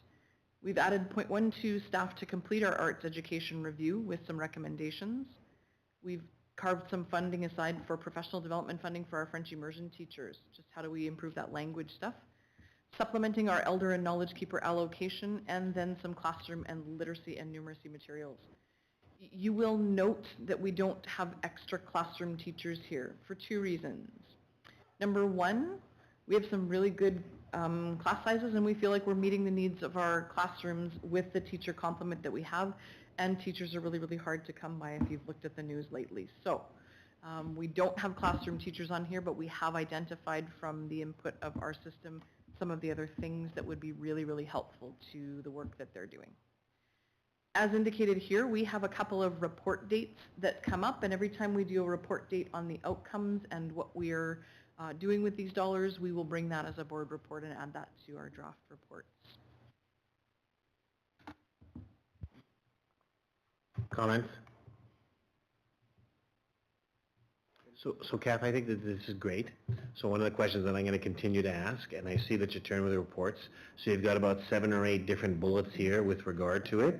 And so at the end of the day, how do you come back to the group and say that this mental health worker made a difference, that this assist training made a difference, that this social worker made a difference?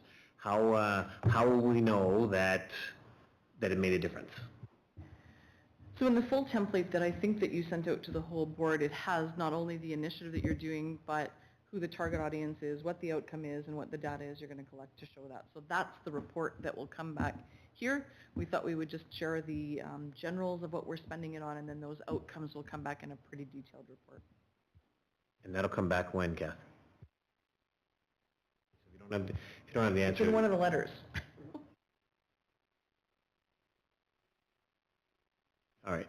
But anyways, whether the province asks for it or not, it's coming back to us to kind of say, hey, you know what have we done that have made some of the differences? So I think this is a great plan, Kath, as to where we are. It's certainly a well-balanced plan as well. At the end of the day, I just want to know is what do we do, if what we're doing, is it working? And you know what, that's what the, we're looking at the two of you to figure out to us if that's working. So thank you. Trustee Duma?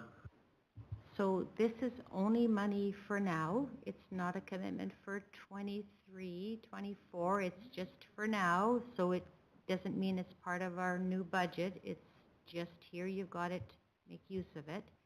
So right now we're getting icing on the cake.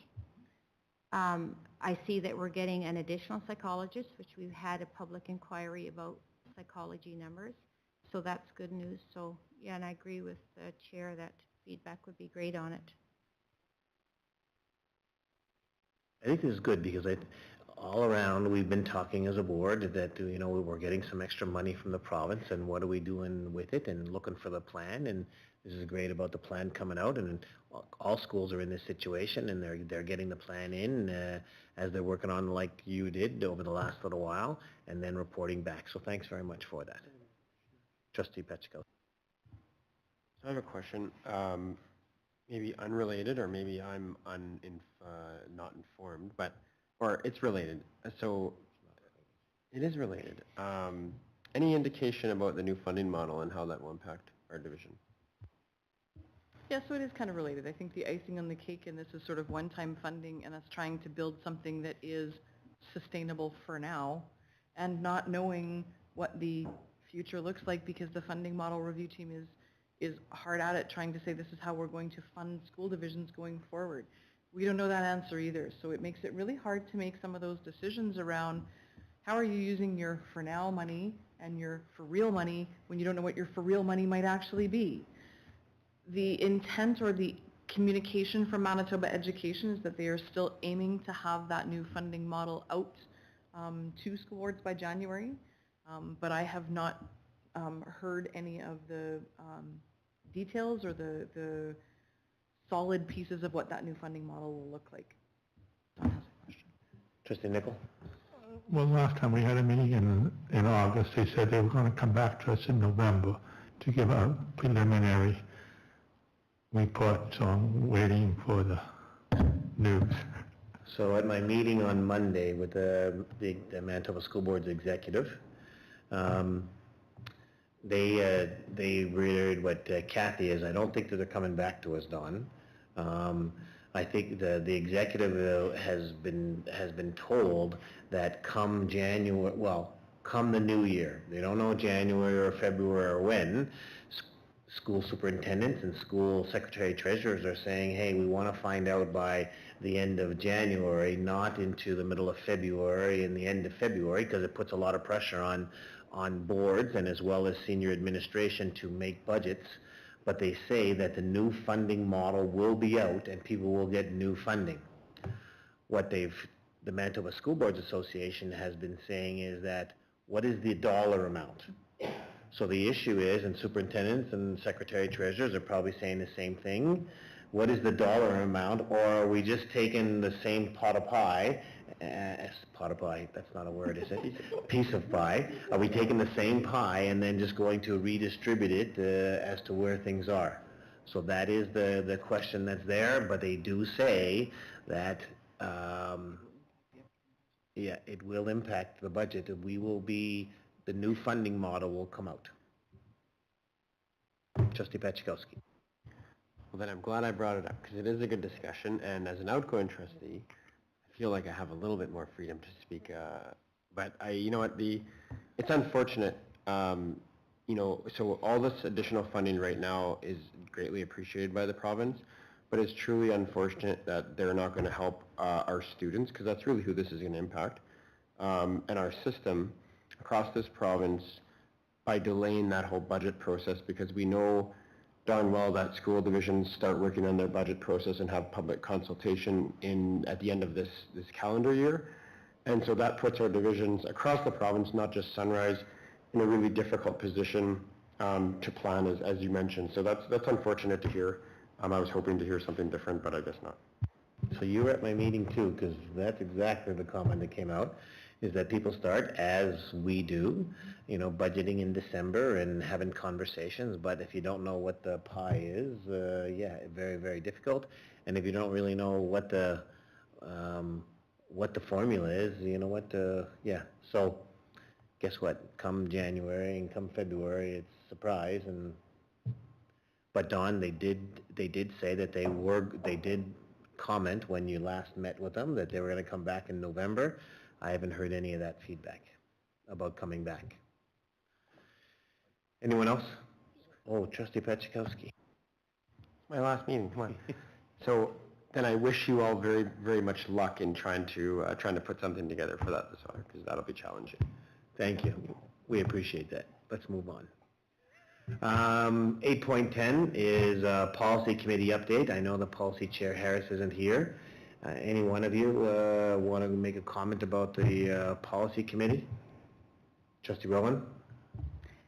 As Kathy mentioned earlier, we didn't have a policy meeting in October, but I would probably like to extend some gratitude on behalf of Robin to our policy committee and to our superintendent Kathy and her support for the policy committee. And we did a lot of work this year and tackled a lot of big items.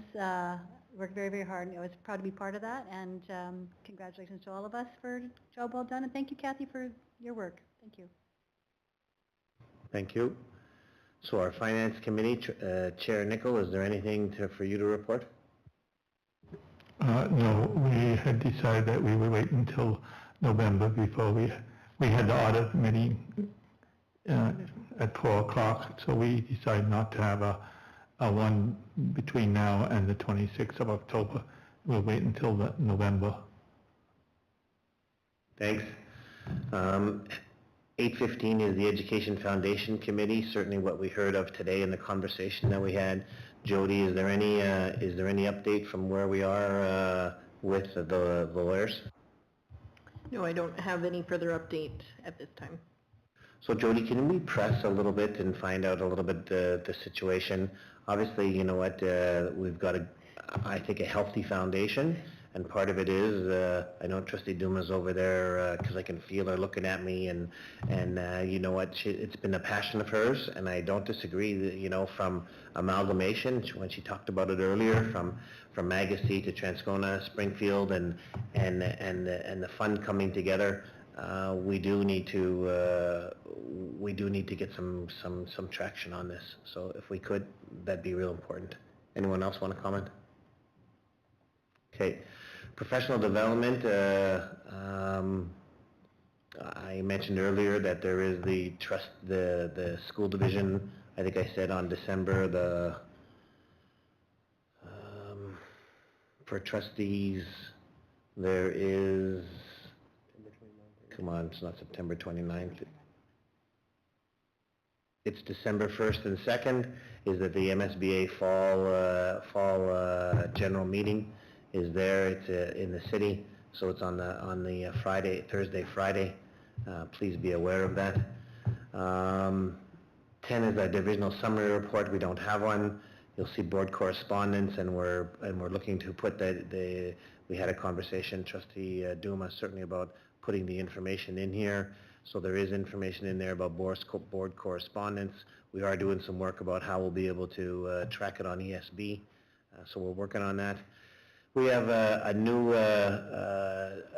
trustee orientation on October the 29th. It's from 1 to 4 o'clock. It's in this room. That's for any of the trustees that have been elected, and it's trying to give you a little bit of a heads up into the workings of trustees. We have our inaugural meeting on November the 1st, very important meeting, and then our regular board meeting on the 15th. We don't have any press releases here. Questions from the public? Okay. Before I go to the... Okay. Sorry. Correspondence. I wondered if we could just make sure that we get that September 30th letter that we received from the Springfield Music Band Parents Association. We have lost that one, so need to make sure we have that recorded in correspondence, please. And I wanted to just make sure that you don't lose sight of Remembrance Day coming up, and the ceremonies and trustees and the donation of the wreaths, that gets not forgotten for the next agenda, because usually they want feedback on who's going to be attending as far as trustees for those wreaths. So it should hit the next board meeting, but please don't forget to put it on the agenda. And I think that's it. And oaths are sworn at the inaugural meeting, correct? Yes. Yes. Before we go to your questions, Jody, about questions from the public, we'll open the floor here if there's any questions from the people that are here with us. Come on up, Doreen, and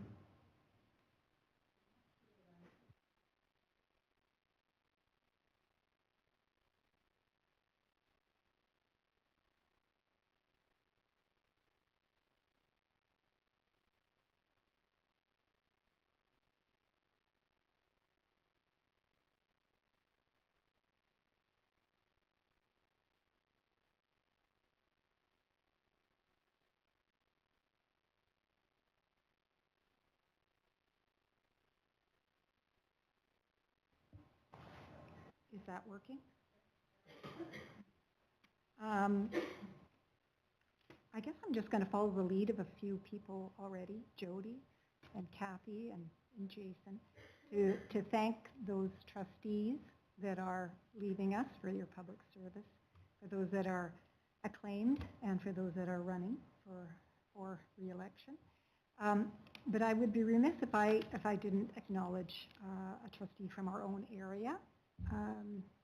And I would like to publicly acknowledge and thank Trustee Diane Duma for her 16 years as a school trustee in Sunrise Division.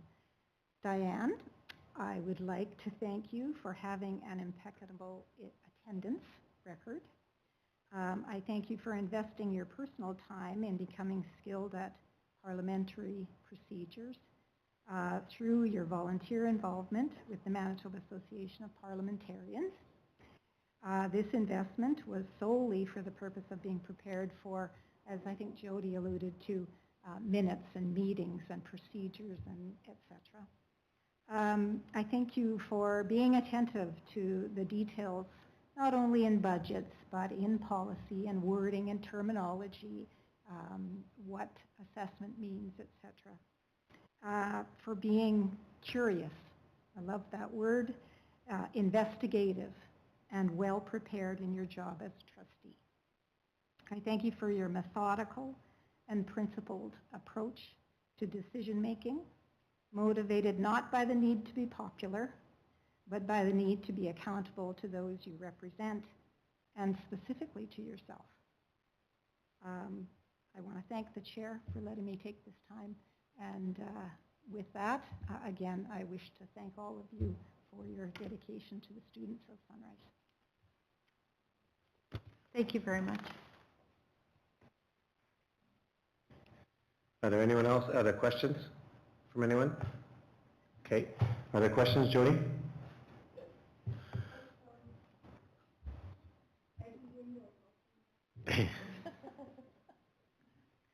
Thanks, Lars. Since there are no questions, we don't have to move into in-camera. We're good as to where we are. Just to be transparent with everybody, of the 9 trustees, there are 3 that are leaving. Trustee Dumra, and you talked about it, Diane has been here for 16 years. Trustee Pachakowski's been here for the 4 years, and Trustee Barry has been here for the 4 years, and they've decided not to run. So thank you certainly for the work that the 3 of you done, the 3 of you have completed with us over the last 4 years.